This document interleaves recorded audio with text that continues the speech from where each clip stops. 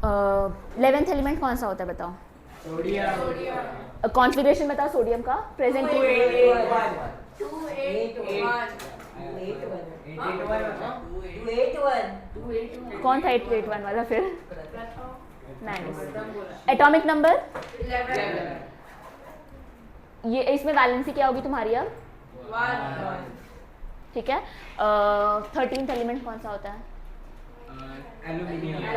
1 to 20 पूरे elements बताओ मेरे को हाइड्रोजन, आराम से, सब लोग हैं। Boron, carbon, nitrogen, oxygen, fluorine, neon, sodium, magnesium, aluminium, silicon, phosphorus, sulphur, chlorine, argon, potassium, potassium, calcium. ठीक है। अब इसमें तुम्हारी वैलेंसी कैसे पता होगी? जब तुम कॉन्फ़िगरेशन लिखोगे तो फर्स्ट शेल में तुम्हारा, डिस्टर्ब क्यों सब लोग प्लीज। फर्स्ट शेल में तुम्हारा दो मैक्सिमम इलेक्ट्रॉन्स 2 जाएंगे, सेकेंड तुम्हारे शेल में मैक्सिमम इलेक्ट्रॉन्स 8 जाएंगे, उसके नेक्स्ट 8 जाएंगे। अभी के लिए इतना काफ़ी है तुम लोग को समझने के लिए, ठीक है। पहली चीज़ तो ये। दूसरी चीज़, पीरियोडिक क्लासिफिकेशन में तुम्हारे ग्रुप एलिमेंट्स होते हैं। फर्स्ट को हम लोग एल्कली एलिमेंट्स बोलते हैं, सेकेंड ग्रुप को हम लोग एल्कली अर्थ मेटल बोलते हैं। तो मेटल्स का टेंडेंसी होता है टू गिव, हाँ दे आर लाइक डोनेटर, वो सिर्फ देने का काम करेंगे। अब ये सब, पहली बात तो ये सब हो क्यों रहा है? ये सारी की सारी चीज़ें जो हो रही है वो स्टेबिलिटी अचीव करने के लिए हो रही है। एंड व्हेन वी टॉक कि स्टेबल, कोई भी चीज़ स्टेबल है, इट इज़ नॉट लाइक बहुत सारा पैसा और बहुत सारा सब कुछ नहीं। Stability in real terms means मन की शांति। तो जितना स्टेबल रहेगा उतना उसका कम एनर्जी होगा, ठीक है। मतलब जितना ज़्यादा स्टेबल इंसान है वो उतना ज़्यादा शांत है वो, समथिंग लाइक दैट, ठीक है। तो जितना ज़्यादा स्टेबिलिटी अचीव करना है उतना उसको एनर्जी वो रिलीज़ करेगा, ठीक है। And that energy will be lattice energy, हम उसके बारे में भी पढ़ेंगे, ठीक है। अभी नहीं जा रहे हैं, बोलो प्रायोरिटीज़ देखो, क्या बंद ऑन करना है?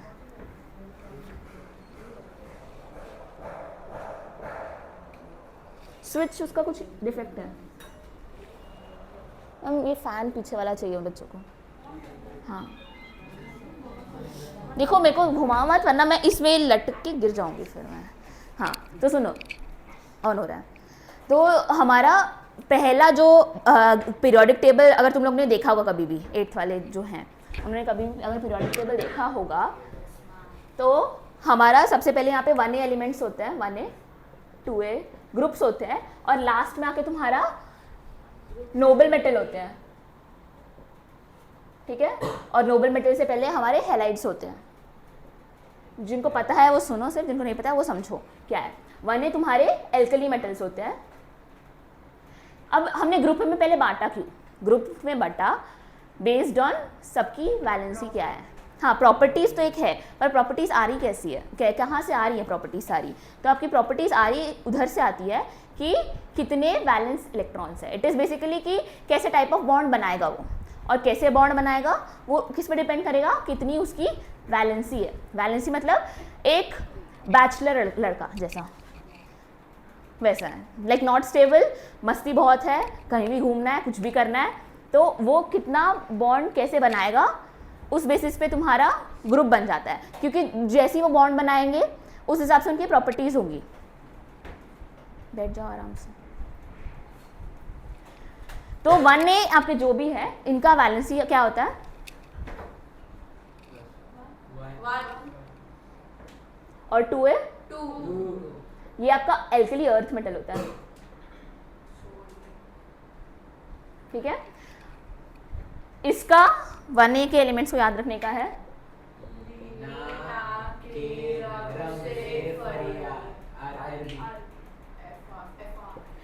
इतना काम नहीं आएगा, एक्चुअली में यही काम आएगा। लीना करी रब से फरियाद हम याद रखने के लिए। लिथियम सोडियम, अरे आ गए, अच्छा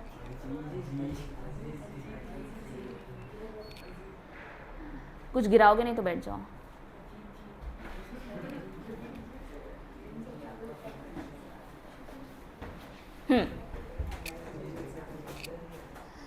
लिथियम सोडियम पोटेशियम, इतना याद रखोगे। इधर क्या है बेटा?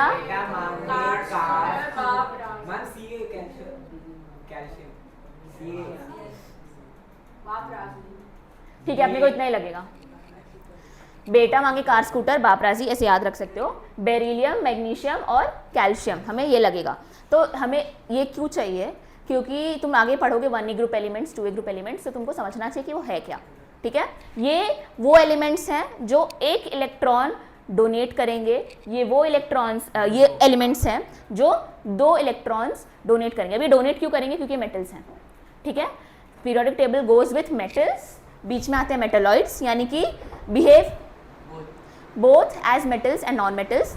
और फिर आते हैं तुम्हारे non metals, metals, metalloids, non metals. ठीक है, एंड उसके बाद नोबल गैस। समझ रहा है सबको, या किसी के ऊपर से जा रहा है?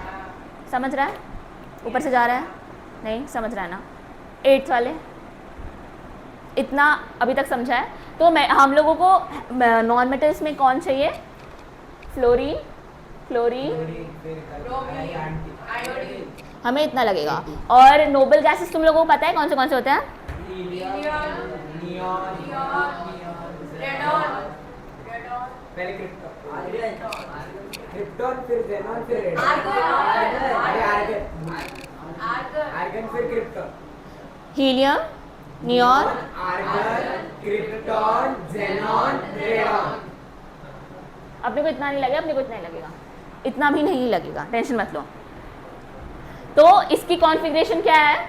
2,8,1। इसकी कॉन्फ़िगरेशन क्या है? 2,8,2। देखो 8 के बाद इधर इसका है 2,8,1, इसका 2,8,1, हाँ सुनो, 2,1, 2,8,1, 2,8,8,1। तो बेसिकली एक एक शेल बढ़ रहा है। दिस इज योर क्या है? ऐसा ग्रुप। ठीक है, कंफ्यूज नहीं होना है। ग्रुप्स, पीरियड्स, हर पीरियड जैसे जैसे कंसेक्यूटिवली बढ़ेगा एक एक शेल बढ़ता जाएगा, और same group elements will have same valency by adding 1 shell into it. जैसे कि मान लो ये तुम्हारा लिथियम है, मान लो ये तुम्हारा लिथियम है, तो तुम्हारा सोडियम ऐसा दिखेगा, तुम्हारा पोटेशियम ऐसा दिखेगा। बेसिकली एक एक शेल बढ़ती जाएगी। समझ रहा है? तुम कहाँ दोनों?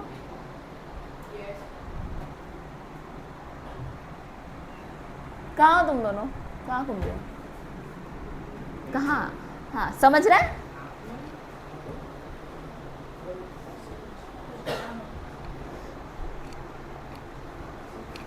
उधर ही बैठ जाओ, 3 यहाँ पे बैठ जाओ जगह पे।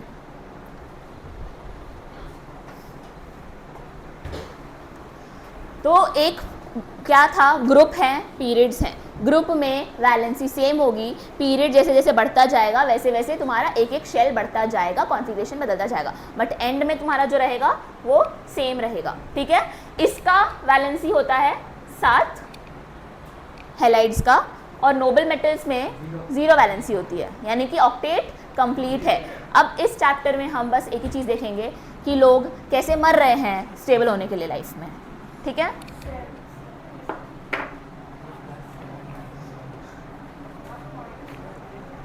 स्टेबिलिटी इधर तक सबको समझा है? इधर तक किसी को डाउट है? सबको समझा कि क्या हो रहा है? बेसिक बच्चा, लास्ट शेल में कितना इलेक्ट्रॉन्स है? वैलेंसी नहीं बोला है मैंने, लास्ट शेल में कितने इलेक्ट्रॉन्स है? वैलेंसी माइनस, वैलेंसी कैसे होता है? +1, +2, +3, कभी कभी +4 हो सकता है, नहीं तो वो वापस -1, -2, -3 हो जाता है। कभी कभी +4 हो सकता है ना। 4 में जनरली कोवेलेंट बॉन्डिंग ही होती है।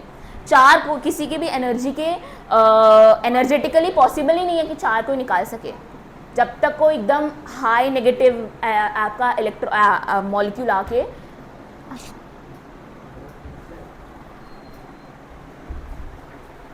बॉन्ड नहीं बना रहा है, तब तक पॉसिबल नहीं है। बढ़े आगे। Now this gives rise to the octet rule. Octet rule क्या होता है? In simple words, sharing of electrons, donation of electrons, anything to complete the octet. सीधा सिंपल। और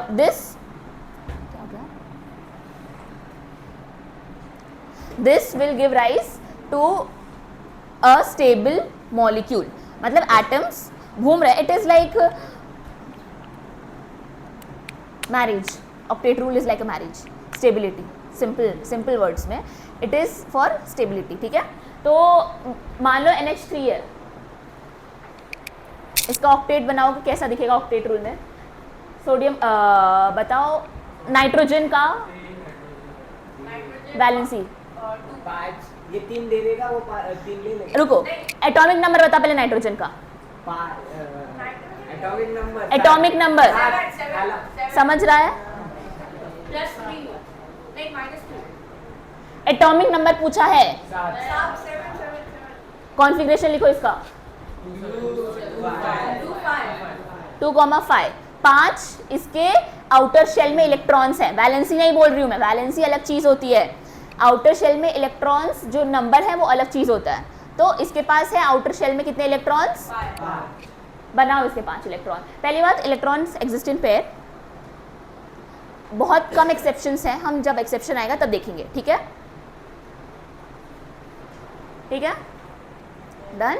हाइड्रोजन कितने हैं, कितने इलेक्ट्रॉन्स हैं हाइड्रोजन के पास, तो ये अपना बेचारा गरीब एक इलेक्ट्रॉन लेके आया, एक इलेक्ट्रॉन लेके आया, एक इलेक्ट्रॉन लेके आया, ठीक है, दिस इज आके बॉन्ड बनाया इसने अपना, this is exception to the octet rule, hydrogen ये अपना ऑक्टेट नहीं, अपना ड्यूप्लेट कंप्लीट करता है, ये बंदा ज़्यादा बिल्कुल उसको चिंता नहीं है, अपना ड्यूप्लेट कंप्लीट करेगा, खुश रहेगा ज़िंदगी में, ठीक है। और जो ऊपर आपका एक बचा, this is collectively 1 electron pair, ठीक है, अपना देखेगा, वो देखते हैं आगे, देखेंगे हम क्या बोलते हैं उसमें।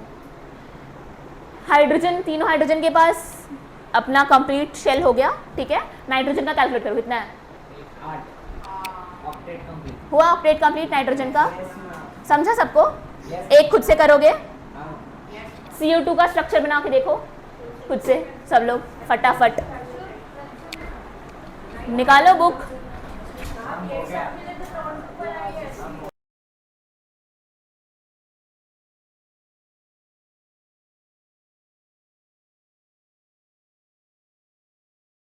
बनाने का ट्राई करो ये वाला,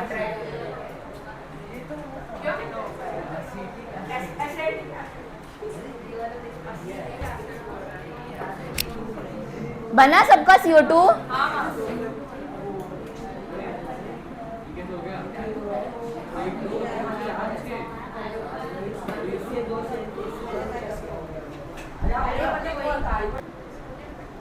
एटॉमिक नंबर और वैलेंस शेल इलेक्ट्रॉन्स दो अलग चीज है। कार्बन का एटॉमिक नंबर क्या है, 4 कौन बोला, सुनो मेरी बात, atomic number valence shell electrons दो अलग चीजें हैं, सबको समझा इतना ये sentence. Atomic number is hydrogen का 1, हीलियम का 2, लिथियम का 3, सोडियम का 11, that is atomic number. Valence shell electrons is last shell में कितने इलेक्ट्रॉन्स गए हैं उस एटॉमिक नंबर से। उसने क्या गलती की, उसको 6 एटॉमिक नंबर सबको पता है कार्बन का, तो 6 का कॉन्फ़िगरेशन बनाओ ना, 6 का कॉन्फ़िगरेशन क्या बनेगा, 2,4, ये कॉन्फ़िगरेशन बनेगा तुम्हारा 6 का। तो अब तुम्हारा वैलेंस शेल इलेक्ट्रॉन कितना है कार्बन में, 4। तुम लोग को समझ रहा है, तुम लोग का ध्यान किधर है, पीछे वाले। Valence shell electrons is last shell में जितने इलेक्ट्रॉन्स हैं उसको वैलेंस शेल इलेक्ट्रॉन बोलते हैं। एटॉमिक नंबर इज का उस पर्टिकुलर एलिमेंट कौन से एटॉमिक नंबर पे आ रहा है जो हमें लर्न करना पड़ेगा।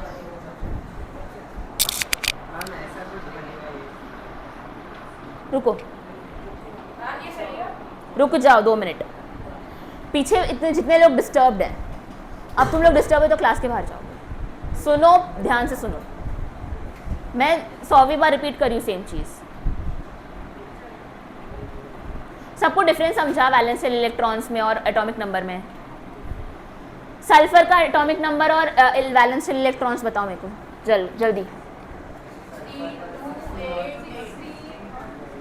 रुको रुको, सब लोग शांत हो जाओ, सब लोग शांत हो जाओ,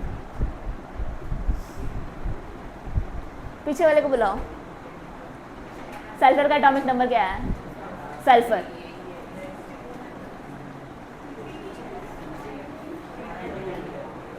एटॉमिक नंबर। अब कोई भी मुंह नहीं खोलेगा। 16 का इलेक्ट्रॉनिक कॉन्फ़िगरेशन बनाओ।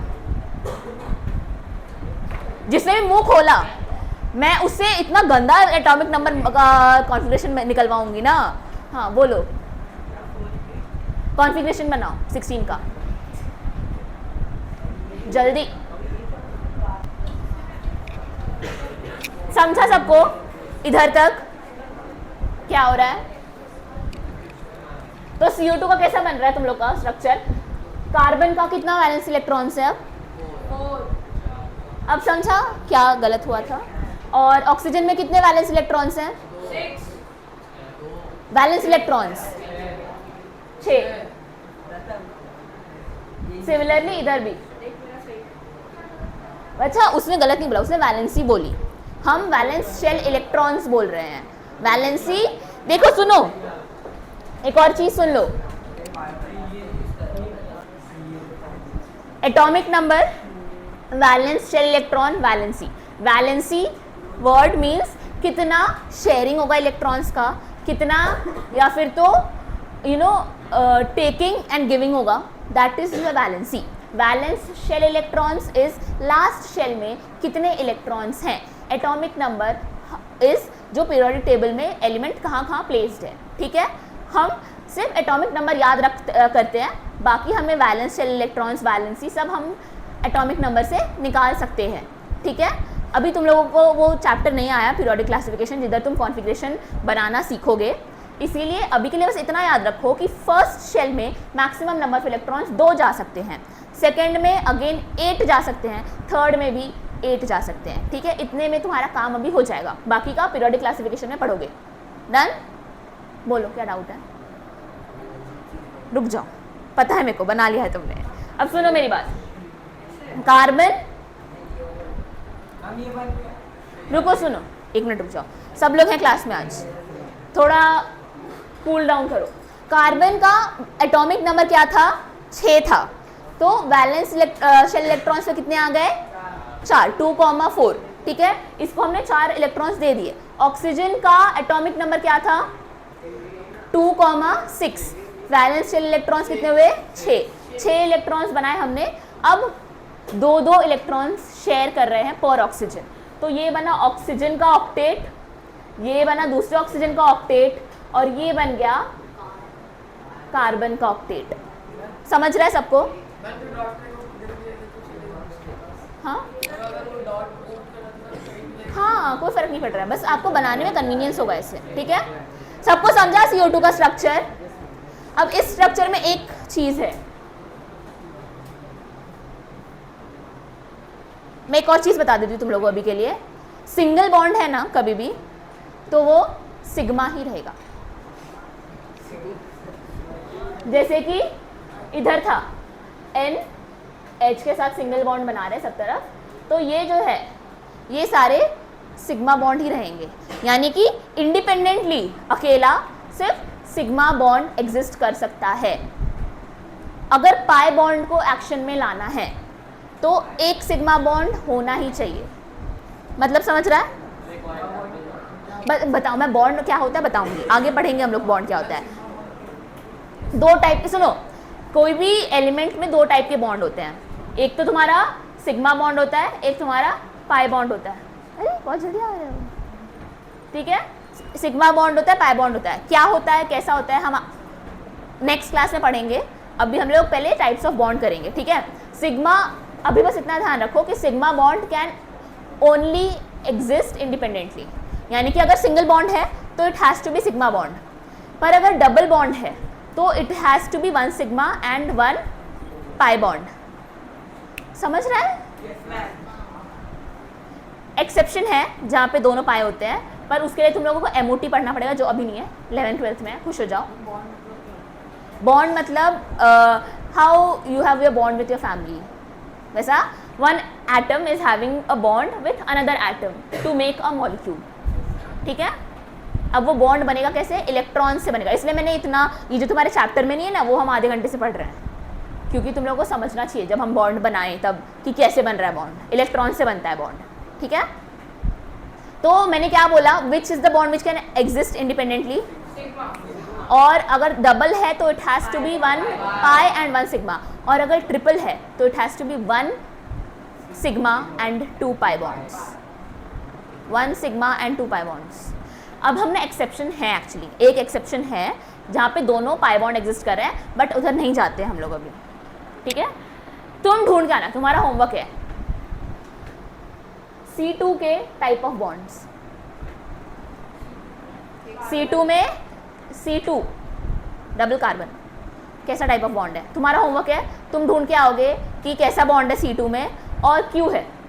नेक्स्ट क्लास हमारा वेडनेसडे को होगा, तुम लोग बताओगे, ठीक है। बढ़े आगे अब हमारे चैप्टर की तरफ। ये वाला स्ट्रक्चर भी तुम्हारा होमवर्क है, वेरी गुड।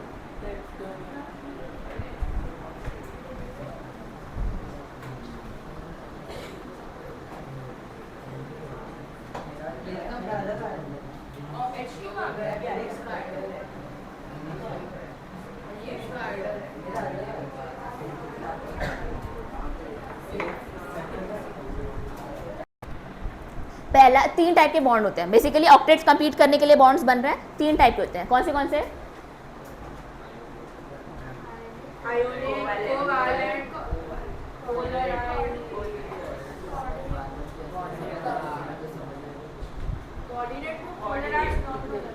हाँ,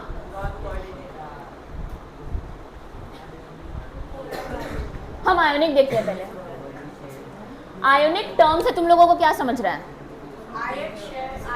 आयंस, बेसिकली आयनिक टर्म से हम लोगों को समझ है कि कुछ तो आयन से रिलेटेड है, ठीक है। देखो हमने क्या देखा, ऑक्टेट की कंप्लीट, बेसिकली स्टेबिलिटी के लिए ऑक्टेट कंप्लीट होना चाहिए, ऑक्टेट कंप्लीट होने के लिए बॉन्ड्स बनेंगे। तो अब वो बॉन्ड्स कैसे कैसे टाइप्स के होंगे, ठीक है। आयोनिक बॉन्ड होते हैं, कोवेलेंट बॉन्ड होते हैं, और तुम्हारे कोऑर्डिनेट बॉन्ड होंगे। कोऑर्डिनेट में पोलर नॉन पोलर होगा, ठीक है। अब हम आयोनिक बॉन्ड देख रहे हैं, इधर तक सब सेम पेज पे है मेरे साथ।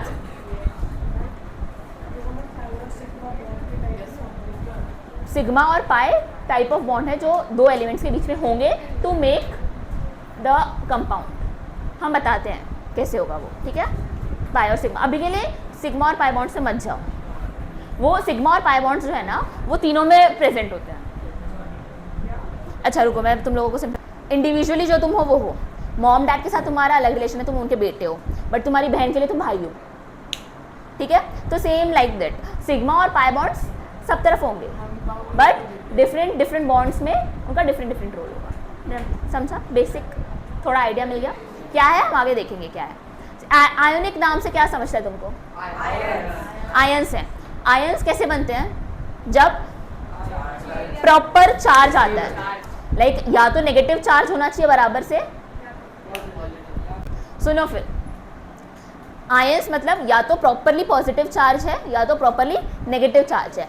अब तुम जब डोनेट करोगे तो तुमने कुछ अच्छा काम किया तो तुम्हारे पर प्लस चार्ज आएगा, तुम लोगे तो तुम्हारे पर माइनस चार्ज आएगा। It is somewhat like that. तो अगर डोनेट कौन कर रहा था, स्टार्टिंग ऑफ लेक्चर में हमने सुना था मेटल्स डोनेट कर रहे थे, और ले कौन रहा था, तो हाँ वो हमारे हैलाइट्स हो जाएंगे, ठीक है। तो बेसिकली हाँ सुनो, अब भी क्यों डिस्टर्बेंस है वहाँ, क्या है ऐसा वहाँ पे, हाँ तो आयंस मेटल्स पूरा डोनेट कर रहे हैं अपना इलेक्ट्रॉन, और नॉन मेटल्स अपना पूरा इलेक्ट्रॉन गेन कर रहे हैं, और उन दोनों के बीच में फिर जो बॉन्ड बनेगा वो तुम्हारा आयोनिक बॉन्ड बोलते हैं, या इलेक्ट्रोस्टैटिक बॉन्ड भी बोलते हैं हम लोग। Now what are the properties of the bond. पहली बात तो क्योंकि पूरा चार्ज तुम्हारा एक का पॉजिटिव था एक का नेगेटिव था, तो बहुत स्ट्रॉन्ग फोर्स ऑफ अट्रैक्शन होगा, तो the energy required to break the bond बहुत ज़्यादा होगा। तो ionic bond has very high energy to break the bond. दूसरा उसको क्या होगा प्रॉपर्टी, हाँ उसका, क्योंकि बॉन्ड ब्रेक करने के लिए आपको बहुत एनर्जी चाहिए, तो बेसिकली बॉइलिंग और मेल्टिंग पॉइंट्स उसके बहुत हाई होंगे, ठीक है। दूसरा आयंस है तो they will conduct electricity, but कब करेंगे इलेक्ट्रिसिटी कंडक्ट? जब आयंस इन फ्री स्टेट हो, और आयंस फ्री स्टेट में कब आते हैं? जब वो किसी सॉल्वेंट, पानी में या किसी भी चीज़ में मिक्स कर दिए जाएं। सॉलिड स्टेट में तो कब बॉन्ड बन रखे हैं ना बच्चा, तो आयंस तो प्रेजेंट ही नहीं है इलेक्ट्रिसिटी कंडक्ट कराने के लिए। तो आपका इलेक्ट्रिसिटी कंडक्ट होगा मोल्टन स्टेट में and not in the solid state, क्योंकि सॉलिड स्टेट में ions are utilized to make the bonds. तो there is no free charge available to conduct electricity in solid state. बोलो ये क्या था? समझ रहा है? हाँ बोलो। इलेक्ट्रोप्लेटिंग के समय हाँ, जब वो आयन जाते हैं तो हम इलेक्ट्रोप्लेट हो जाते हैं, क्योंकि चार्ज डिफरेंस पे जितना कम होगा वो स्टेबल हो जाएगा, चार्ज कम हुआ तो, और वो इलेक्ट्रोप्लेट हो जाएगा। Again it is based on तुम कितना करंट देते हो, उस बेसिस पे इलेक्ट्रिसिटी आपका इलेक्ट्रोप्लेटिंग होगी।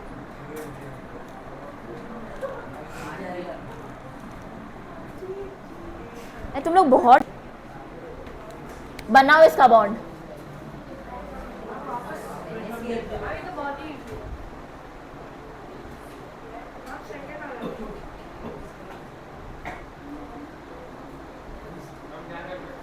इसका बनाओ शुभ, नहीं मैम, नहीं मैम, नहीं बना के दो, अभी चाहिए मेरे को इसका। मैम। क्या मैम क्या कर रहे हैं? उसको इजी लग रहा था इसी। सेकंड एलिमेंट क्या?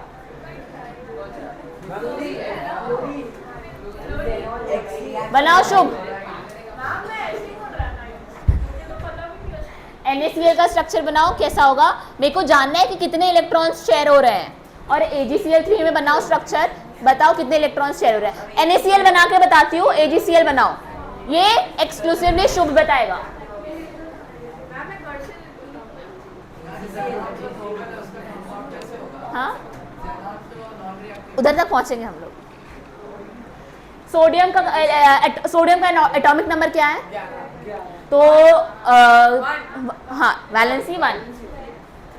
और इसका क्या है? Cl का Cl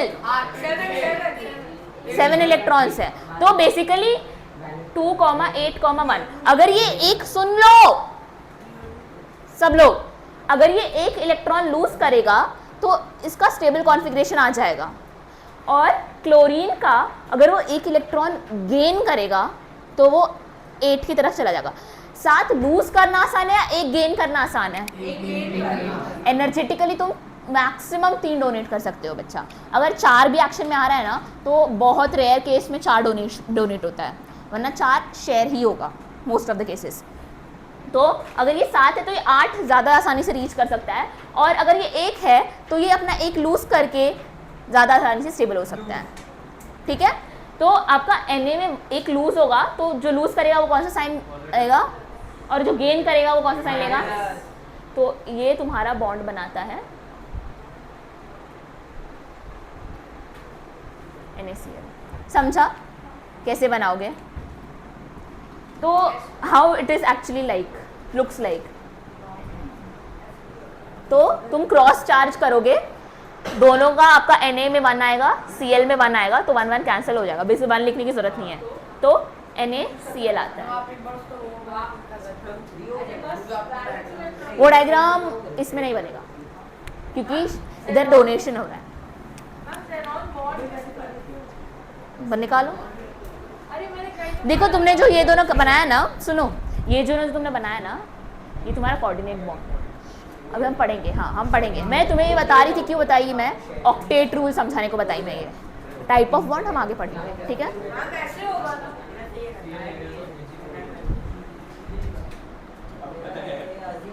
इसका डॉट रूल स्ट्रक्चर नहीं बनता है। AgCl का बताओ कैसे बन रहा है? आयोनिक बॉन्ड, सुनो मेरी बात, आयोनिक बॉन्ड का ऐसे बनता है।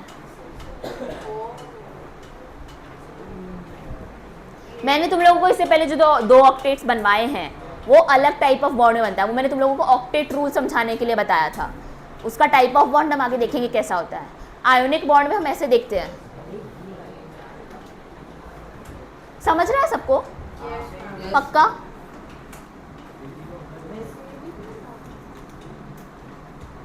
AgCl3 का बनाया।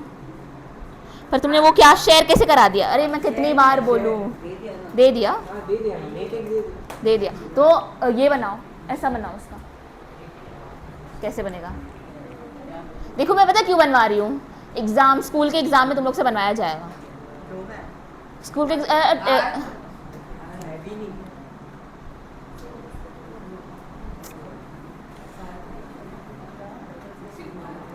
मेरे को तुम्हारे नोट में कुछ दिख क्यों नहीं रहा है?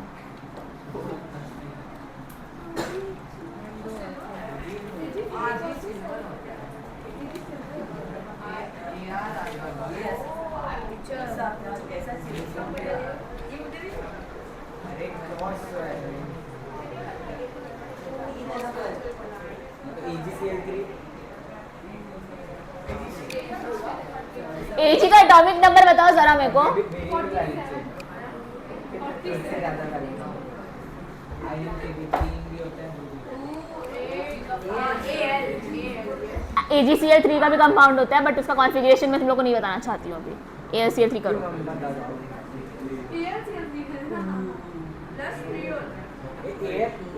AgCl3 भी होता है, मैम वो सिल्वर का मैं सिल्वर भी हो रहा है। displacement में होता है वो, हाँ। में पढ़ा था मैंने। Ag का कॉन्फ़िगरेशन नहीं बताऊंगी तुम लोग को अभी मैं, वरना तुम लोग पागल हो जाओगे। करता है वो। Al का एटॉमिक नंबर बताओ जल्दी, कॉन्फ़िगरेशन बताओ 13 का। तो 3 आ गया। क्लोरीन का 7 है एंड में, ठीक है। तो ये 3 इलेक्ट्रॉन्स देगा और ये लेगा, पर अब कैसे लेगा सुनो मेरी बात। Al +3 chlorine -1 cross the sign AlCl3। Basically अगर तुम इसका डॉटेड स्ट्रक्चर बनाओगे तो 3 क्लोरीन एल्यूमिनियम के बगल में होंगे और वो इलेक्ट्रॉन्स ले रहे होंगे। क्या? और चार्ज विथ वैलेंसी। सबको समझा क्या हो रहा है यहाँ पे? बनाओ।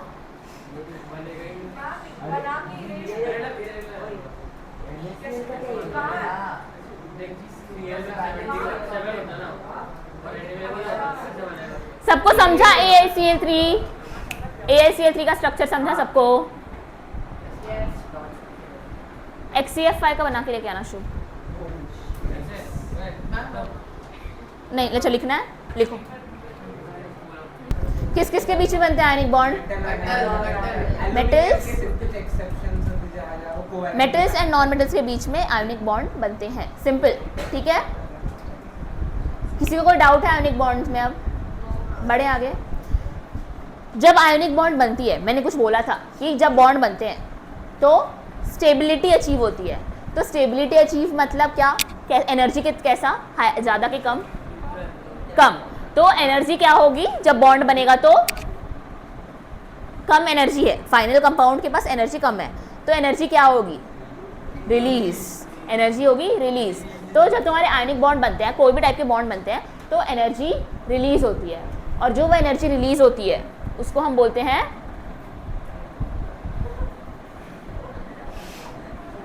Lattice energy. उसको हम लैटिस एनर्जी बोलते हैं।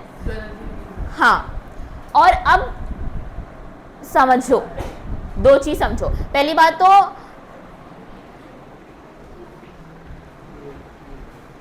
Lattice energy is directly proportional to your charges and inversely proportional to the radius का स्क्वायर। ये फॉर्मूला फिजिक्स में सबने देखा होगा।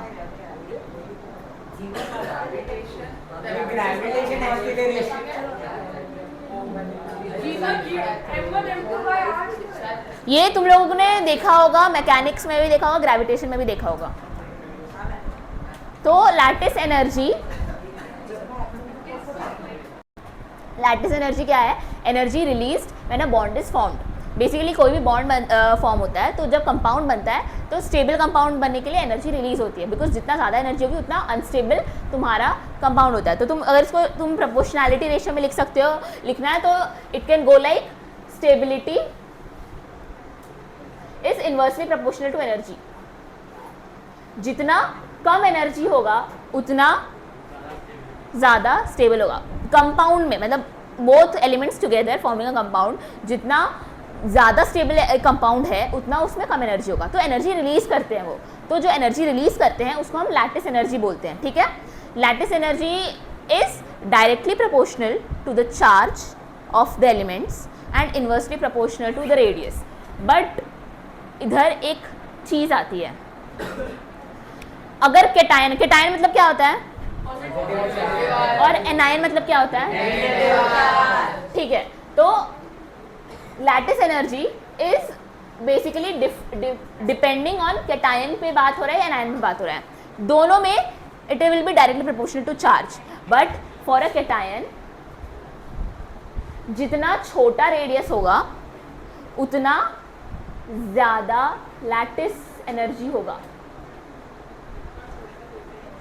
लैटिस एनर्जी का अगर तुम डेफिनेशन अगर प्रॉपरली पूछोगे ना तो इट इज, मैम वो तो आपने लिखा है। लिखा रही हूँ, अच्छा लिख लो, लैटिस एनर्जी लिखो। मैम पहले ही लिखा कि वो इन्वर्सली प्रोपोर्शनल होता है। डेफिनेशन लिखो लैटिस एनर्जी की, दिया है, रीड करो लैटिस एनर्जी का।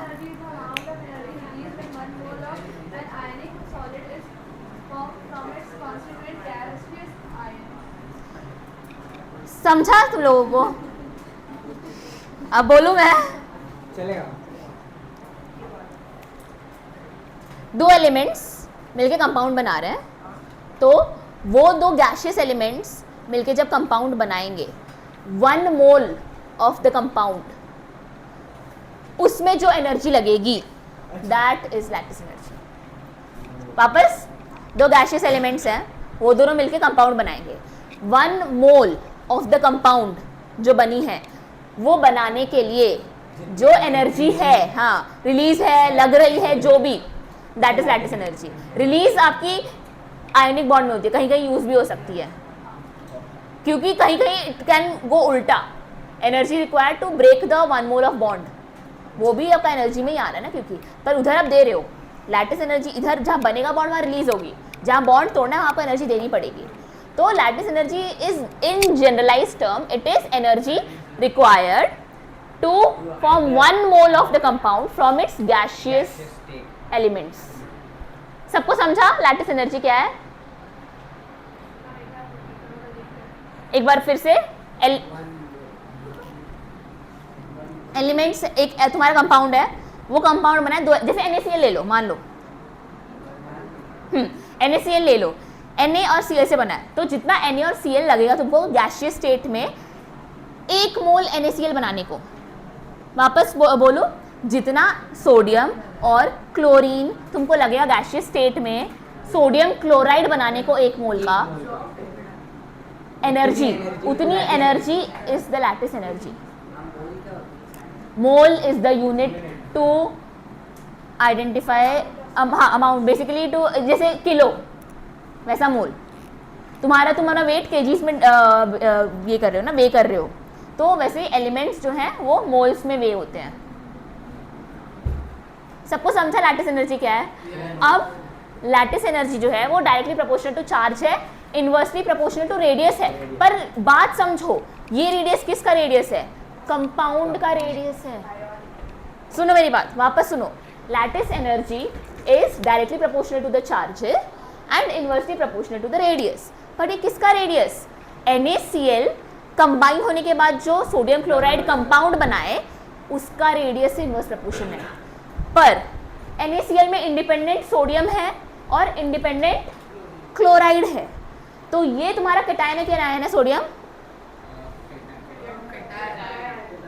और क्लोराइड क्या है तुम्हारा कैटायन का? तो अब ये सुनो क्या है, ये तुमको समझा ये वाला रेडियस कौन सा था? सबको समझा?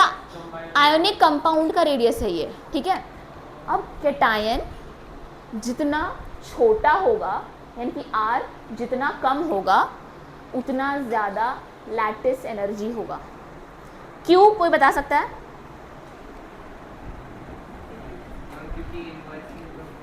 बच्चा, वो मैंने क्या बोला? इनवर्सली प्रोपोर्शनल किसके केस में है? अच्छा ठीक है, मैं दोनों बता देती हूँ। कैटायन में रेडियस जितना छोटा होगा उतना ज़्यादा लैटिस एनर्जी होगा, अनायन में जितना बड़ा रेडियस होगा उतना ज़्यादा लैटिस एनर्जी होगा. अब I want you all to think on it. क्यों?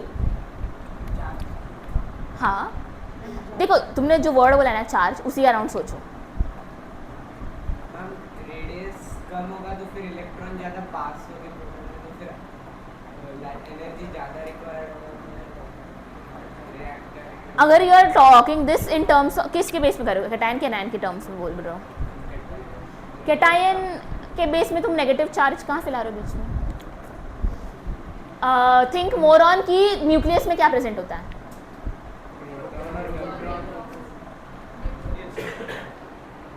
जितना ज़्यादा प्रोटॉन और न्यूट्रॉन्स रहेंगे उतना वो अट्रैक्ट करेंगे तुम्हारा इलेक्ट्रॉन्स को तो फिर सर्कल उतना छोटा होगा. ठीक है, तो जितना ज़्यादा बेसिकली सर्कल छोटा यानी कि क्या है, आर छोटा है मतलब क्या है, सेंटर में चार्ज बहुत तगड़ा है, और अगर सेंटर में बहुत तगड़ा चार्ज है तो लैटिस एनर्जी भी तो ज़्यादा होगी. समझा सबको? वापस एक बार, अगर तुम्हारा कैटायन का साइज छोटा है, आर छोटा है, मतलब क्या हो रहा है, कैटायन का साइज छोटा यानी कि सेंटर में बहुत स्ट्रॉन्ग पॉजिटिव चार्ज है जो सबको पास में बुला के इसका साइज छोटा कर रखा है. तो अगर बहुत हाई इसका चार्ज है यानी कि लैटिस एनर्जी भी ज़्यादा होगी. सबको समझा? और अनायन के केस में it is based on electrons, कितने इलेक्ट्रॉन हैं. तो जितना बड़ा साइज है उतने ज़्यादा नंबर ऑफ इलेक्ट्रॉन्स हैं और उतना ज़्यादा लैटिस एनर्जी होगा. समझा सबको? कैटायन वाला वापस देखो, सेंटर में जितना ज़्यादा चार्ज रहेगा, मेरे में जितनी ज़्यादा कैपेसिटी रहेगी, मैं उतने ज़्यादा स्टूडेंट्स अट्रैक्ट कर सकती हूँ. It is like that. तो मैं जितना ज़्यादा अट्रैक्ट करूँगी उतना ज़्यादा एफिशिएंसी निकलेगी क्लास में, मतलब उतने ज़्यादा बच्चों को समझा, तो मेरी लैटिस एनर्जी उतनी ज़्यादा है. वैसा समझा? Anion basically more radius is directly proportional to your lattice energy, क्योंकि जितना बड़ा रेडियस है उतने ज़्यादा शेल्स हैं, उतने ज़्यादा इलेक्ट्रॉन्स हैं. जितना ज़्यादा इलेक्ट्रॉन्स है तो उसको आपको हाँ एनर्जी उतनी ज़्यादा होगी. क्या क्या क्या है ये? चार्ज हैं दोनों में इंडिविजुअली. अगर आप देखोगे तो इसका जितना ज़्यादा चार्ज उतना इसका एनर्जी, इसका एनायन में जितना ज़्यादा चार्ज होगा माइनस चार्ज उतना ज़्यादा एनर्जी होगी. वो दिस इज समथिंग जो कंपाउंड के रिलेशन में. मैंने तुम्हें कैटायन और एनायन का अलग से बताया. This is not in your books. मैं तुम लोगों को बता रही हूँ क्योंकि ना तुम लोग जब 11th में जाओगे ना तो you will get this thing. जब तुम 11th में जाओगे तो relation of cation and anion with lattice energy, तब तुम लोग को लगेगा अरे सब तो रेडियस की इन्वर्स है, ऐसा कैसे कैटायन में डायरेक्ट प्रोपोर्शनल हो रहा है. तो उधर तुम लोगों का डाउट होता और कोई क्लियर नहीं करता, इसलिए मैंने तुम लोगों को बताया. इधर समझो, सुनो. NaCl का लैटिस एनर्जी ज़्यादा होगा या CaCl2 का लैटिस एनर्जी ज़्यादा होगा?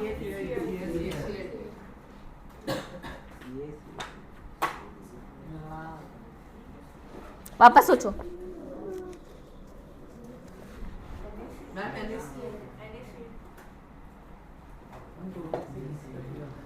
मेजर लैटिस एनर्जी का फंडा ये है कि जितना कॉम्पैक्ट स्ट्रक्चर बनेगा ना उतना ज़्यादा एनर्जी लैटिस एनर्जी होगा. क्योंकि तुम ऐसे तुम दोनों वे में सोच सकते हो कि बॉन्ड ब्रेक करने के लिए कितना एनर्जी चाहिए, that can also be lattice energy. Bond बना तो जितना ज़्यादा स्टेबल हुआ उतना ज़्यादा एनर्जी रिलीज हुआ. That way also you can think on both the ways. But easier क्या होगा, बॉन्ड बन गया ना तो उसको ब्रेक करने के लिए कितना एनर्जी लगेगा, इस डायरेक्शन में सोच के देखो. NaCl क्यों होगा? मोर कॉम्पैक्ट स्ट्रक्चर है. क्यों कॉम्पैक्ट स्ट्रक्चर है? इलेक्ट्रॉन रिपल्शन कम है. सुनो, NaCl में एक ही Cl है, CaCl2 में 2 क्लोरीन है. क्लोरीन के पास कितने इलेक्ट्रॉन्स हैं? तब तबाही मचा देंगे 7 इलेक्ट्रॉन रिपल्शन कर करके. स्टेबल हो ही नहीं सकता वो NaCl से ज़्यादा. ज़्यादा तबाही, रिपल्शन होता है ना बच्चा इलेक्ट्रॉन्स के बीच में. जितना कम इलेक्ट्रॉन रहेगा उतना स्टेबल ज़्यादा होता है. एंड और दूसरा एस्पेक्ट, अगर इलेक्ट्रॉन सेम है तो सेंटर का चार्ज, जितना ज़्यादा सेंटर में चार्ज होगा उतना ज़्यादा स्टेबल होगा, बिकॉज उतना अट्रैक्ट होगा तुम्हारा कैटायन. तुम्हारा अनायन उतना ज़्यादा अट्रैक्ट होगा कैटायन से. दोनों एस्पेक्ट में सोचना है। तो पहला एस्पेक्ट तुम्हारा क्या है सोचने का कि कितने तुम्हारे एनायंस है, जितने ज़्यादा एनायन होंगे ना उतना कम स्टेबल होता जाएगा, बिकॉज इलेक्ट्रॉन रिपल्शन होगा।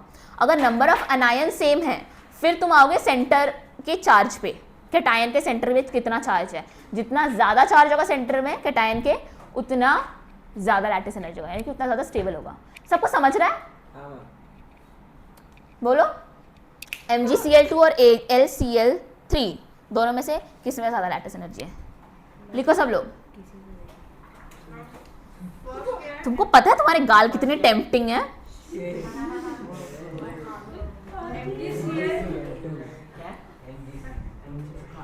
नहीं, वो मेरी नवरात्रि चल रही है ना, मैंने खा हाँ। सुनो, AlCl3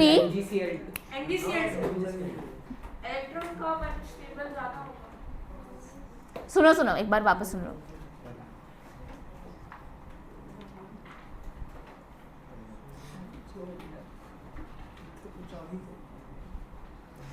अगर मैं बात कर रही हूँ NaCl की और BeCl2 की, किस में ज़्यादा होगा एनर्जी? BeCl2, NaCl किस में लैटिस, इलेक्ट्रॉन कम हो जाएगा। किस में ज़्यादा लैटिस एनर्जी होगी? अच्छा ठीक है, रहने दो ये वाले सवाल, क्योंकि इसके लिए ज़्यादा एस्पेक्ट लगेंगे, सिर्फ चार्ज और इससे नहीं हो पाएगा ये। There will be something known as shuttle energy, फिर रिपल्शन एनर्जी, बहुत सारी चीज़ होंगी। अभी वो पीरियोडिक प्रॉपर्टीज में पढ़ोगे तुम लोग, अभी रहने दो। इधर तक सबको समझा, आगे बढ़े।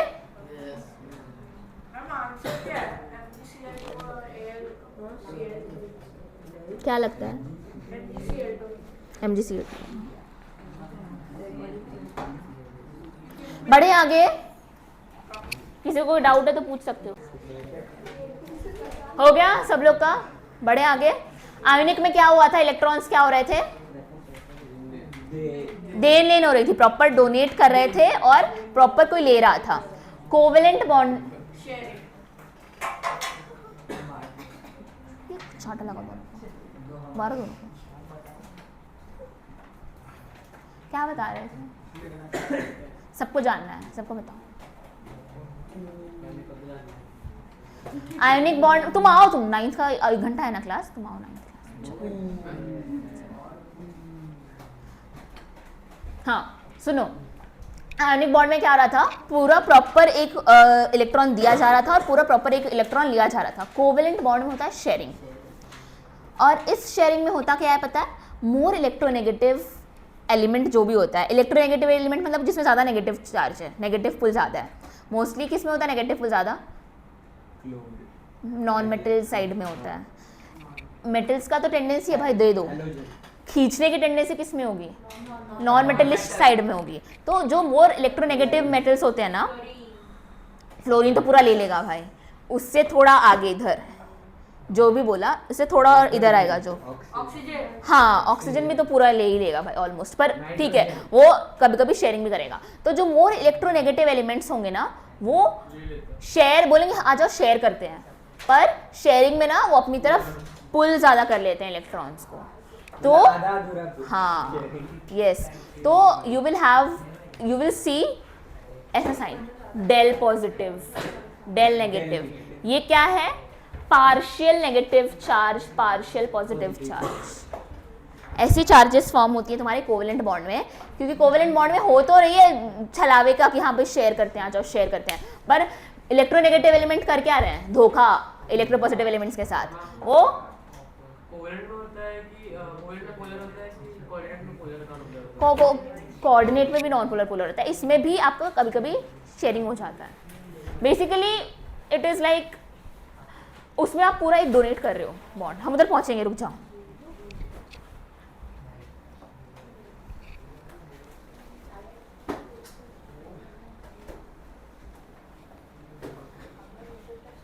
आयोनिक की प्रॉपर्टीज रिपीट करो एक बार।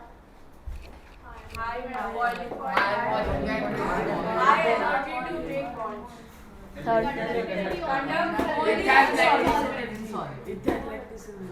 हाँ लैटिस मॉल्टन स्टेट में कंडक्शन। ठीक है चलेगा, बढ़ते हैं आगे, इसको निकालो। इसका बताओ क्या बन रहा है? कोवेलेंट बॉन्ड मतलब क्या? शेयर। हमने जो पहले ऑक्टेट रूल में बनाए स्ट्रक्चर्स, हमने जो पहले इसमें बनाया सारे वो तुम्हारे कोवेलेंट बॉन्ड थे जो हमने डॉटेड स्ट्रक्चर बनाए थे ऑक्टेट रूल समझने के लिए। तो हो क्या रहा है? शेयरिंग हो रही है इलेक्ट्रॉन्स की। ठीक है, समझ रहा है सबको? सिंपल भाषा। Structure covalent bond is the bond which is formed by sharing of electron. मतलब तुम डब्बा लाए, वो भी डब्बा लाया, तुमने उसको अपना डब्बा दिया, उसने भी तुमको अपना डब्बा दिया, दोनों ने मिलके शेयर करा तो दोनों का पेट भर गया। It is something like that. Octet complete हो गया बेसिकली दोनों का। इंडिविजुअली दोनों का उतने उतने डब्बे में पेट नहीं भरता, दोनों ने शेयर करा तो दोनों का पेट भर गया, लाइक दैट। हाँ, वो इधर आएगा, एक का डब्बा खाली। इरेज कर दिया क्या मैंने? कोऑर्डिनेट में होगा वो। हाँ वो होगा, अगले वाले केस में होगा, वो डब्बा ही नहीं लाया। फास्फोरस का वैलेंस इलेक्ट्रॉन्स कितने होते हैं? फास्फोरस आता है तुम्हारा नाइट्रोजन ग्रुप में पूरा, तो फास्फोरस का भी वैलेंस इलेक्ट्रॉन्स होते हैं 5। अब बनाओ सब लोग स्ट्रक्चर। यही होगा। हाँ बच्चा वही होगा। तुम्हारे बुक में अगर मेरे को स्ट्रक्चर नहीं दिखा, बनाओ। मैम वो PCl5 फिर ऐसा कुछ तो एक्सपेंशन रूल का आगे है, अभी सब बता दूंगी तो भाई वो लोग कंफ्यूज हो जाएंगे।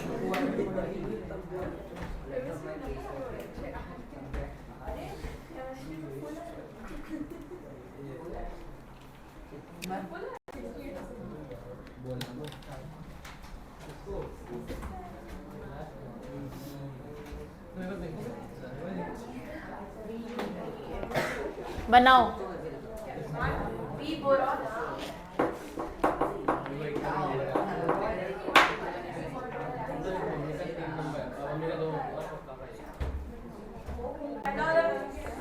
दूसरा बनाओ।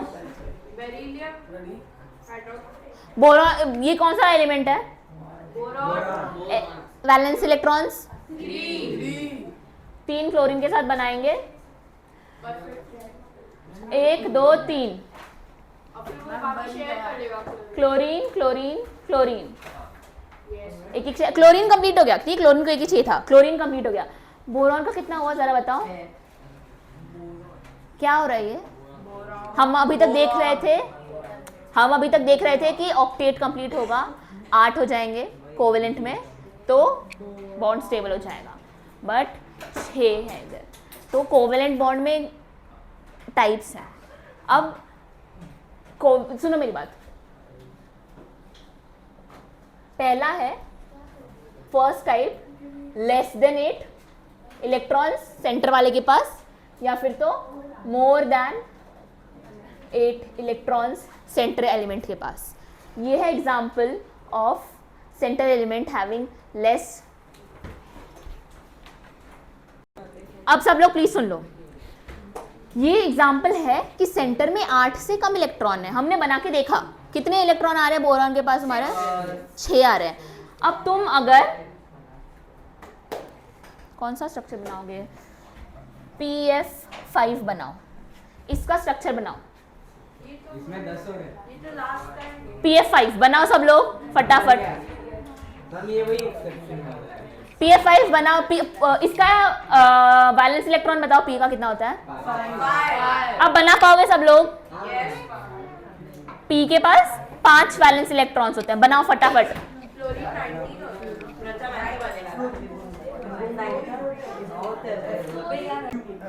सुनो, ये चैप्टर केमिस्ट्री,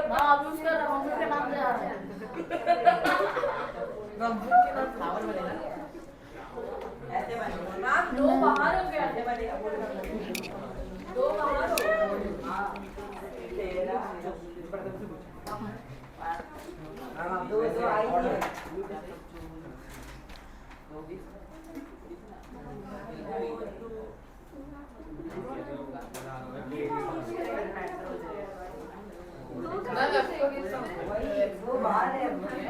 बना PF5 का स्ट्रक्चर।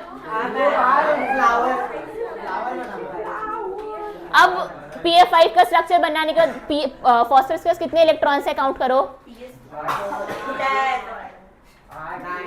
कैसे 8 आ रहे हैं? फॉस्फोरस का वैलेंसी क्या है?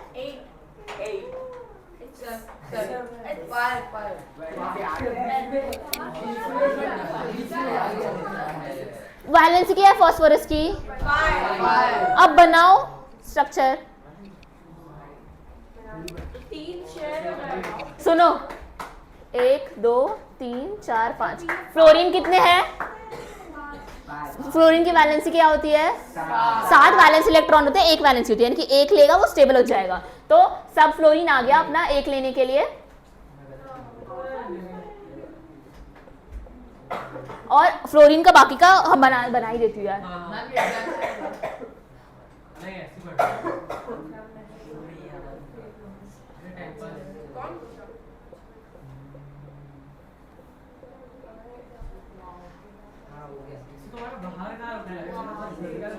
बाहर नहीं आया मैम 10 और फ्लोरीन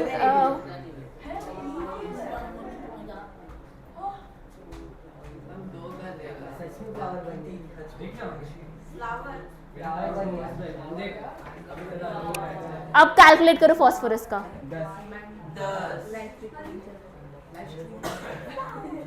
अभी भी किसी को डाउट है? सबको आ रहा है सेंटर में 10, अब किसी को 8 आ रहा था, किसी के 2 बच रहे थे, समझा? तो covalent bond is sharing of electrons, दोनों शेयर करेंगे, बट कभी कभी उस शेयरिंग में क्या होता है, सेंटर में 8 से कम भी होता है, कभी 8 से ज्यादा भी होता है। ज्यादा लेस देन 8 का एग्जांपल बताओ। BF3 बेरिलियम, BF3, BCl3, और बताओ।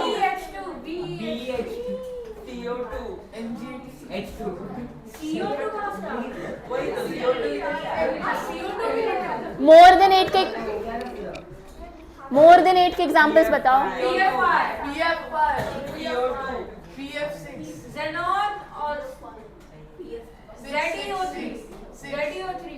PF6 नहीं होगा। SF6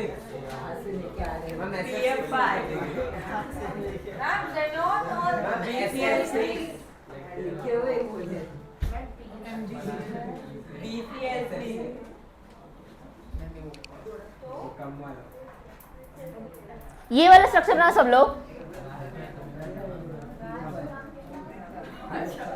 नहीं रहने दो, ये बनाओ सब लोग ये वाला स्ट्रक्चर जरा।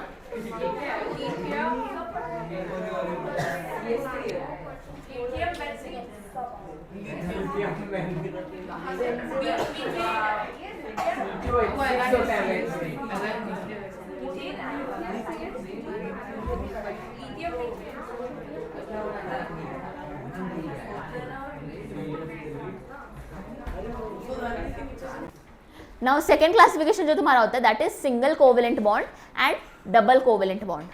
उस बेसिस पे तुम्हारा बना, तो कुछ जगह चाहिए मेरे को।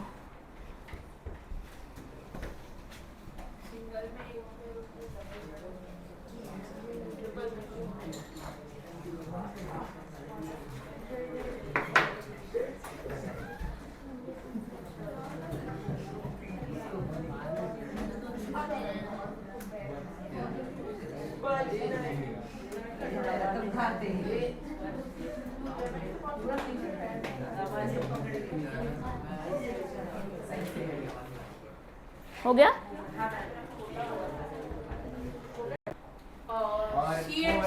और ट्रिपल में 4 इनके स्ट्रक्चर्स बनाओ समझने के लिए। हम दोनों एक कोर्स को शेयर कर रहे हैं। बनाओ स्ट्रक्चर बनाओ।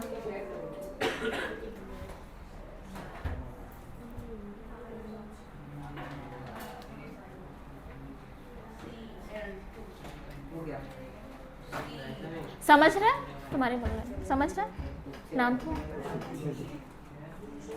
समझा? क्लोरीन का बताओ वैलेंसी क्या है?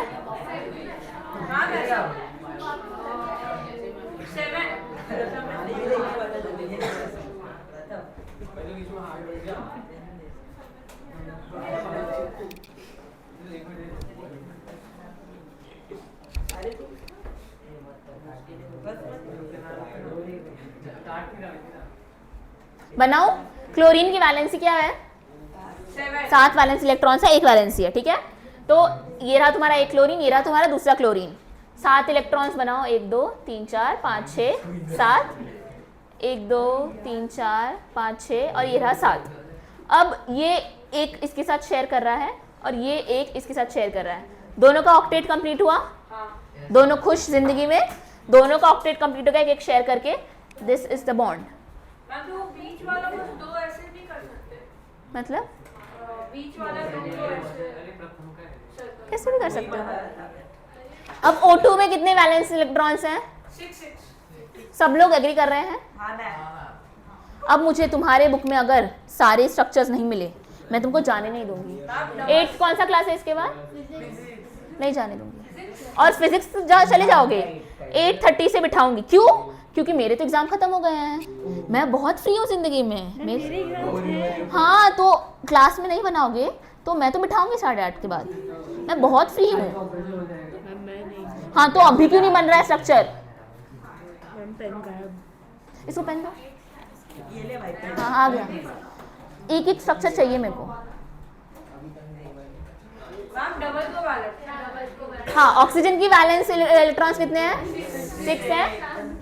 1 2 3 4 5 6। इसका भी 1 2 3 4 5 6। 2 शेयर कर रहे हैं, 2 शेयर कर रहे हैं।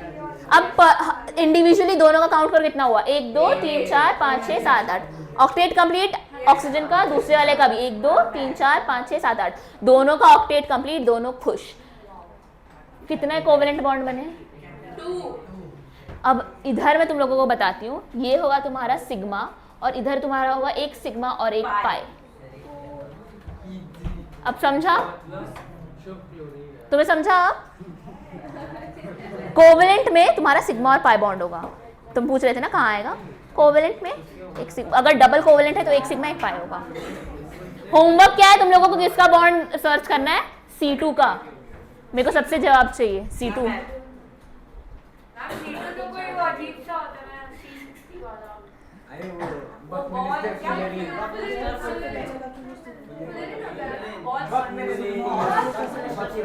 शांत हो जाओ। सबको समझा? पहला कोवेलेंट बॉन्ड का टाइप क्या था? More than 8 electrons in the centre, less than 8 electrons. अब दूसरा टाइप बना, कितने कोवेलेंट बॉन्ड्स है? तो single covalent bond, double covalent bond. अब थर्ड टाइप निकलता है कोवेलेंट का,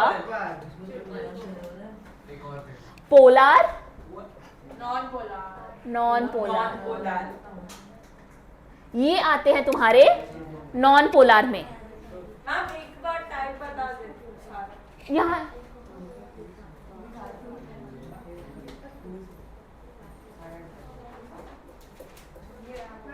ट्रिपल भी होता है। ट्रिपल किस में होता है बताओ?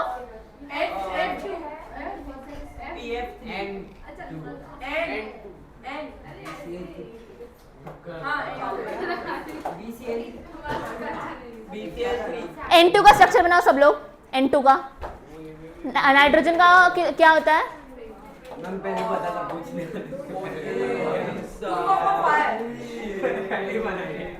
2,5।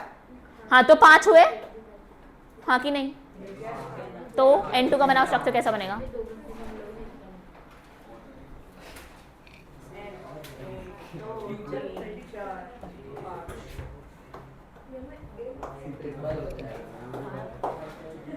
बना? Same applies with you. सारे स्ट्रक्चर्स नहीं दिखे तो 7:30 to 8:30 में मेरा क्लास है। Do I care? हाँ, तो अभी पढ़ो ना फिर। हाँ, तो अभी पढ़ो ना भाई। अभी क्या कर रहे हो? अभी देखो, या तो तुम नहीं आते तो तुम बच जाते हैं। अब अगर तुम आ गए हो,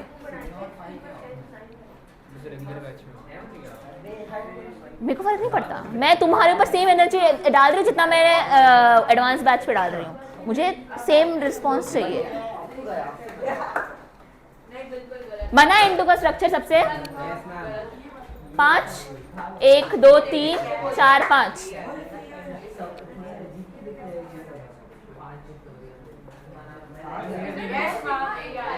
दोनों नाइट्रोजन के पास 8 हो गए, बना कैसा बना n 1 2 3 n बना सबका, एक सिग्मा 2 पाई नहीं, एक होता है 2 सिग्मा होता है। 1 सिग्मा 2 पाई होता है। बढ़े आगे, पहला covalent more than 8 electrons in the centre, less than 8 electrons, पहला उस बेसिस पे डिफरेंशिएट हो गया। दूसरा कितने बॉन्ड है कोवेलेंट में, single covalent, double covalent, triple covalent. अब तुम्हारा तीसरा क्या है कि कोवेलेंट बॉन्ड पोलर है कि कोवेलेंट बॉन्ड नॉन पोलर है। अब सुनो, ये पोलर होगा कि नॉन पोलर होगा कोवेलेंट बॉन्ड, ये नॉन पोलर, पोलर पोलैरिटी मतलब क्या बच्चा, चार्ज। और मैंने स्टार्टिंग में कुछ बताया था, मोर इलेक्ट्रोनेगेटिव का टेंडेंसी क्या होता है, अपनी तरफ खींचने का, और द मोमेंट वो अपने तरफ खींचेगा, मतलब वो दिखावा कर रहा है कि भाई हम शेयर करते हैं, पर उसको पता है एट द एंड कि मेरा, एट द एंड उसको पता है कि मेरे पास ज्यादा पावर है, वो शेयर करने के बहाने से मैं अपनी तरफ ज्यादा खींच लूंगा। छोड़ रहने दो, ज्यादा अगर मैं एग्जांपल दे दी तो थोड़ा कचरा हो जाएगा। अब वो आगे बताऊंगी, ठीक है।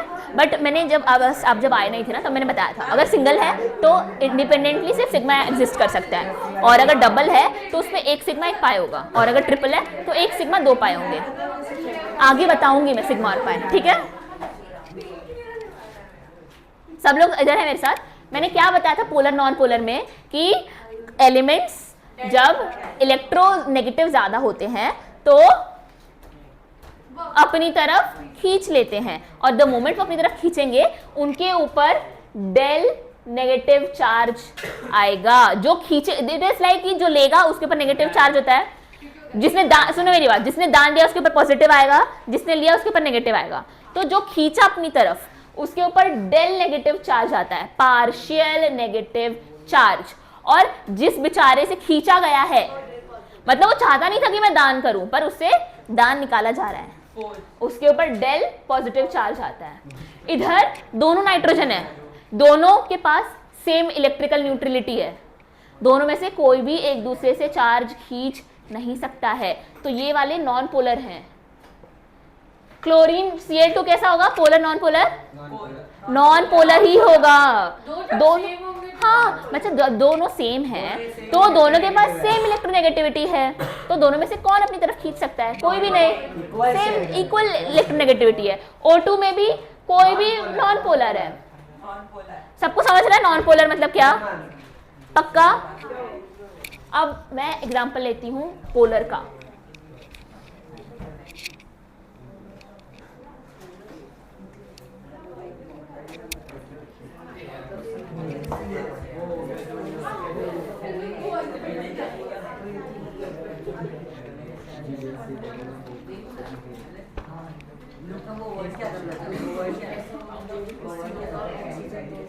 इसका सब लोग बनाओ, स्ट्रक्चर बनाओ,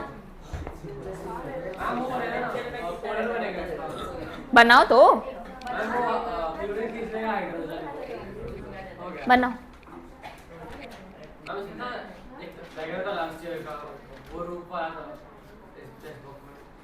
ये भी बनाओ।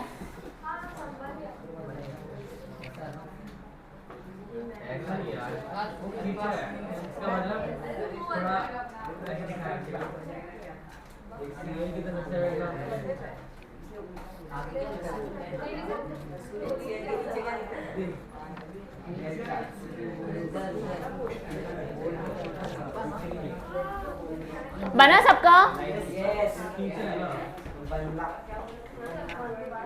हाँ ऐसा ही बनेगा। अब बताओ इसमें दोनों में से इलेक्ट्रोनेगेटिव कौन है, इलेक्ट्रोनेगेटिव क्लोरीन है। हाँ तो अब पता है इसका कैसे बनाओगे, ये बना Cl, अब ये ले रहा है इलेक्ट्रॉन, तो इस पे क्या आ जाएगा, डेल पॉजिटिव चार्ज, क्योंकि इसे तो खींचा जा रहा है इलेक्ट्रॉन, और इस पे आ जाएगा डेल नेगेटिव, क्योंकि ये खींच के ले लेगा।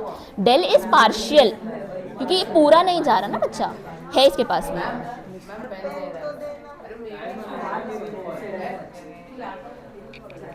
सब लोग बनाओ इसका स्ट्रक्चर क्या बना,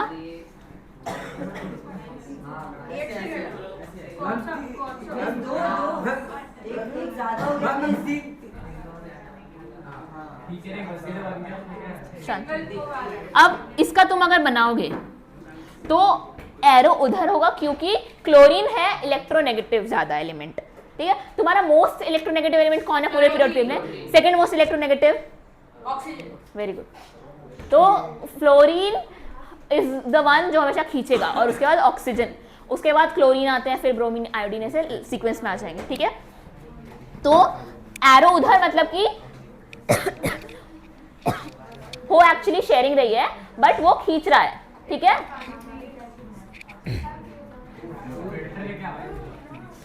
हाँ, तो इस पे आ गया डेल पॉजिटिव चार्ज, इस पे आ गया डेल, सबको समझा कोवेलेंट बॉन्ड। अब प्रॉपर्टीज ऑफ कोवेलेंट बॉन्ड, कोई जन रीड करो, थक गई मैं, जाओ। मेरे को स्ट्रक्चर्स बनेंगे, कोई एक जन रीड करो फटाफट।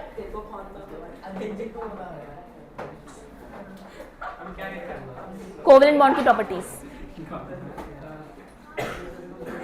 तुम बैठो बैठो, आपने मेरे को बोला था। अंदर आओ, अब तुम अंदर आने नहीं दूंगी मैं, अंदर आओ फटाफट फटाफट।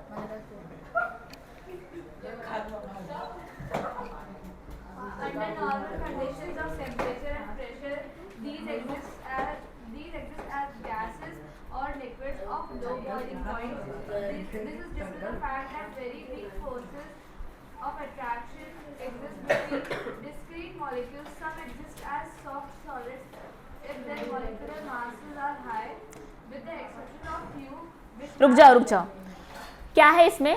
आयोनिक में क्या था? इलेक्ट्रोस्टैटिक बॉन्ड था। इसमें तुम्हारा कोवेलेंट बॉन्ड है। Covalent bond at the end ion से नहीं बन रहे हैं। हो गया तुम दोनों का? हाँ जाओ, रुक जाओ, बाद में जाना। हाँ सुनो, at the end ionic bond जो थे वो बने कैसे थे? आयंस के अट्रैक्शन से, बेसिकली आयोनिक फोर्सेस से बने थे, तो बहुत स्ट्रांग थे। कोवेलेंट इज शेयरिंग, कोई आयंस का इन्वॉल्वमेंट नहीं है unless until non polar bonds हैं, sorry unless until polar bonds हैं, कोई आयन का इन्वॉल्वमेंट है नहीं। पोलर बॉन्ड्स में भी पार्शियल पॉजिटिव नेगेटिव के इंटरेक्शंस हैं, तो इसलिए इसके बॉन्ड जो होते हैं वीक होते हैं। दिशा है क्या? दिशा ही है? हाँ हाँ आइए। हाँ, तो अनलेस एंड, सुन लो फटाफट, तो unless and until there is a polar covalent bond, charges generally weak ही होते हैं क्योंकि शेयरिंग से बने हैं। There is no electrical bond, तो they generally exist as gaseous and liquid state, और उनके weak melting and boiling points होते हैं, और बॉन्ड्स भी उनके कंपैरेटिवली वीक ही होते हैं, ठीक है। अब इसमें कुछ एक्सेप्शंस हैं, वो एक्सेप्शंस क्यों है? क्रिस्टलाइन स्ट्रक्चर्स की वजह से। Crystalline structure is basically 3D structure. अभी के लिए इतना ही तो समझो कि क्रिस्टलाइन स्ट्रक्चर उनको बोलते हैं जो 3D स्ट्रक्चर बॉन्ड बना लेते हैं। तो 3D स्ट्रक्चर में थोड़ा, हाँ, तो 3D स्ट्रक्चर में थोड़ा वो कॉम्पैक्ट एरिया में आ जाते हैं, तो उनमें बॉन्ड स्ट्रांग हो जाता है। अभी के लिए इतना ही समझो। हाँ, तो एक्सेप्शंस देखो इसमें क्या क्या है, कंटिन्यू करो।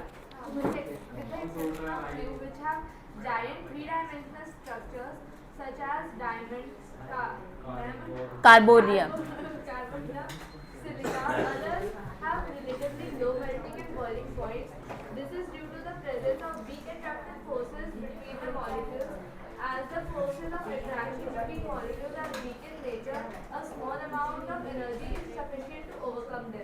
समझा सबको?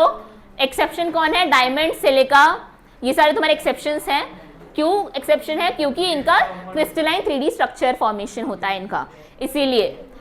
तो बेसिकली हो क्या रहा है कि वीक बॉन्ड्स हैं, एक्सेप्शन 2 याद कर लो, बिकॉज इस पे सीधा MCQ बनेगा एक्सेप्शंस पे। सब डिस्टर्ब्ड क्यों है? शुभ क्या हो रहा है? शांत हो जाओ यार।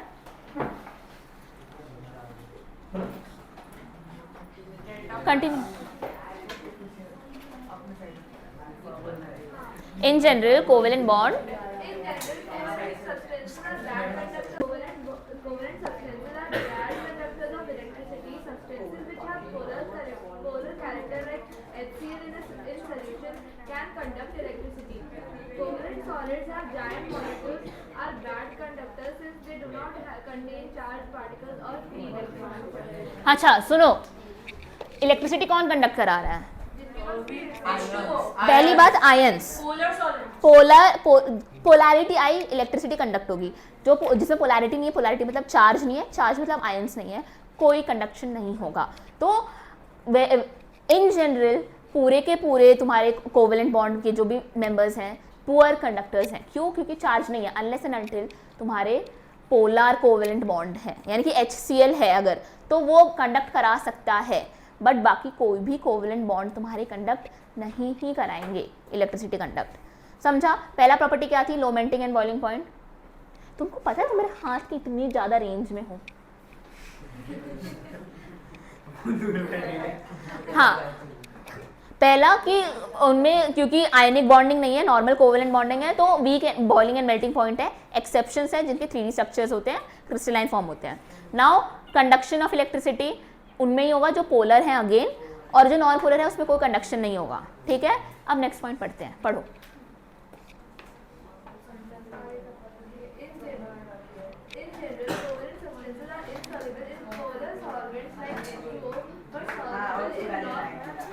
तो बेसिकली अगर वो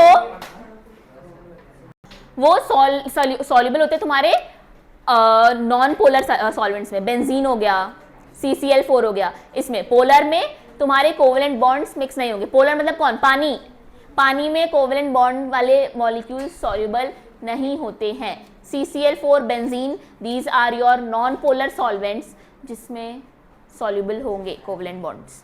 समझा सबको? Yes ma'am. पहली बात तो सब लोग पोलर सॉल्वेंट क्या कौन है, नॉन पोलर कौन है वो समझ लो। पोलर में पानी आता है, नॉन पोलर में जनरली फिनॉल, बेंजीन, CCl4 ये सब आता है। ठीक है मैम हाइड्रोजन, बस हाइड्रोजन, अगर हाइड्रोजन और हाइड्रोजन है तो वही होगा क्या? H2। ये हाइड्रोजन बॉन्डिंग। हाइड्रोजन बॉन्डिंग अलग चीज़ है, बताएंगे। हाँ, कंटिन्यू करो।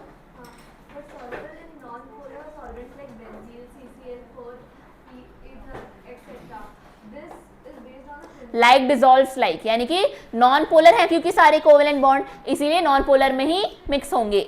अगर पोलर होते तो पोलर सॉल्वेंट्स में मिक्स होते। Like dissolves like. ठीक है, सबको समझा? कंटिन्यू।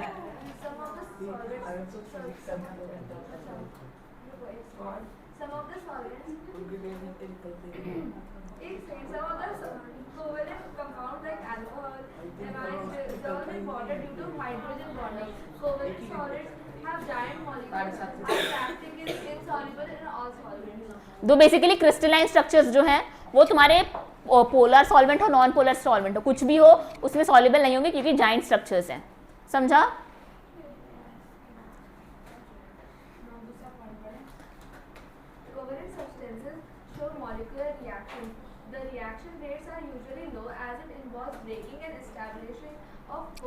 क्यों है स्लो? क्योंकि इनमें बॉन्ड ब्रेकिंग और उसके बाद वापस covalent, because it is not a ionic bond formation जो आसानी से कुछ भी करके तोड़ देंगे और वापस बन जाएगा।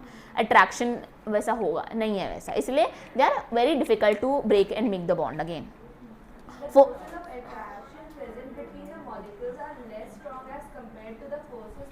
सबसे ज़्यादा स्ट्रॉन्ग अट्रैक्शन तुम्हारा आयोनिक बॉन्ड में ही होता है, उसके बाद तुम्हारा कोवेलेंट में होगा, उसके बाद तुम्हारा कोऑर्डिनेट में होगा। तो तुम्हारा sequence of force of attraction ionic is basically मोर, फिर तुम्हारा कोवेलेंट और फिर तुम्हारा कोऑर्डिनेट आएगा। बढ़िया आ गया, सबको समझा? कोवेलेंट बॉन्ड तीन बेसिस पे डिफरेंशिएशन हुआ था। पहला, सेंटर में 8 से कम या 8 से ज़्यादा इलेक्ट्रॉन्स। दूसरा, कितने नंबर ऑफ कोवेलेंट बॉन्ड है, सिंगल, डबल, ट्रिपल।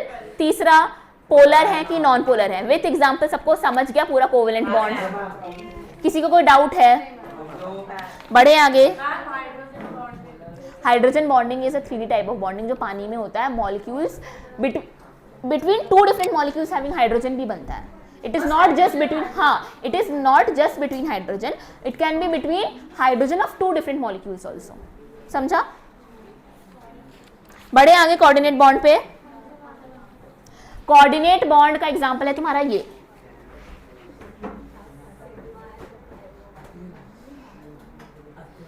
इसमें लिथियम तुम्हारा दे देगा भाई पूरा। आयोनिक नहीं बच्चा, आयोनिक में एक दे रहा था और एक ले रहा था, इसमें वो दे भी रहा है पर उसके भी पास है। पर सुनो मेरी बात, आयोनिक मतलब क्या था? एक ने दिया एक ने लिया। तुम्हारा कोवेलेंट क्या था? दोनों ने शेयर किया। कोऑर्डिनेट क्या है, एक ने डब्बा लाया है, दूसरे ने खाली डब्बा लाया है, तो जिसने डब्बा लाया है उसने खाली डब्बे वाले के साथ शेयर किया, यानी कि एक ने ही शेयर किया है। पर बेसिकली खा ये भी रहा है और ये भी रहा है, समझा? एक और बार आयोनिक में क्या था, एक ने, शांत हो जाओ पहले, हो गया, बढ़ू मैं आगे। आयोनिक में क्या था, एक पूरा दे रहा है, एक पूरा ले रहा है। कोऑर्डिनेट में क्या था, दोनों शेयर कर रहे हैं। हाँ, कोवेलेंट में, कोऑर्डिनेट में क्या हो रहा है, सिर्फ एक ही शेयर कर रहा है, दे नहीं रहा है, मतलब वो उसके पास भी है पर दूसरा वाला के पास कुछ नहीं है शेयर करने को, वो शेयर ही नहीं कर रहा है। समझा सबको? कुछ नहीं है समझा तो इतना समझा कि तुम्हारे दोस्त ने खाली डब्बा लाया, तुमने डब्बा लाया, पर तुमने उसको अपना पूरा डब्बा नहीं दिया, तुम उसके साथ शेयर कर रहे हो, बट वो कुछ शेयर नहीं। हाँ, पर वो कुछ शेयर नहीं कर रहा है क्योंकि उसके पास खाली डब्बा है। समझा सबको? कोऑर्डिनेट, इसकी प्रॉपर्टीज पढ़ो Priyanshi. They exist as gases. हाँ पढ़ो। Exist as gases, liquids and solids under ordinary conditions. हाँ, Their melting and boiling points are higher than purely covalent compounds and lower than purely ionic compounds. Okay, तो basically it is ionic, फिर coordinate, फिर covalent. They are sparingly soluble in polar solvents like water, but readily soluble in non-polar. सुनो मेरी बात, when it comes to force of attraction between the compound, then it is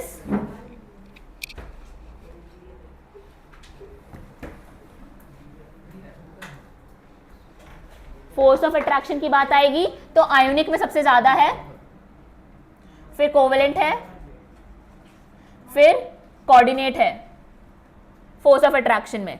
but जब तुम्हारी melting और boiling point की बात आएगी तो आयोनिक, कोऑर्डिनेट, समझा? कंटिन्यू।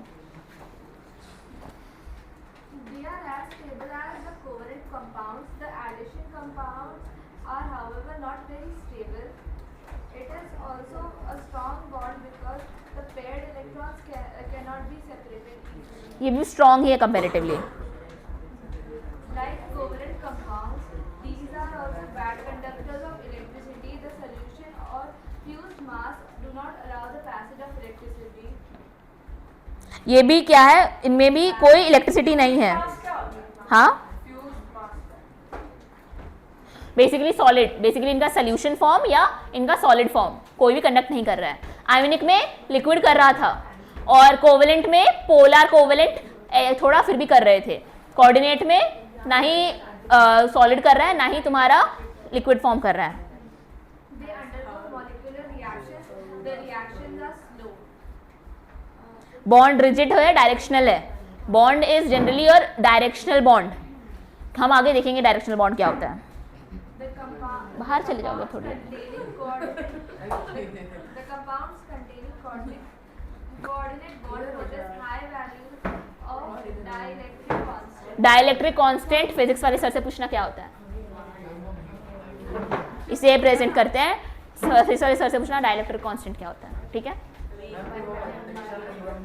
अब तुम्हारा होमवर्क क्या है, C2 में कैसा टाइप का बॉन्ड है और क्यों है, और कोऑर्डिनेट बॉन्ड के एग्जांपल्स लेके आओ तुम लोग।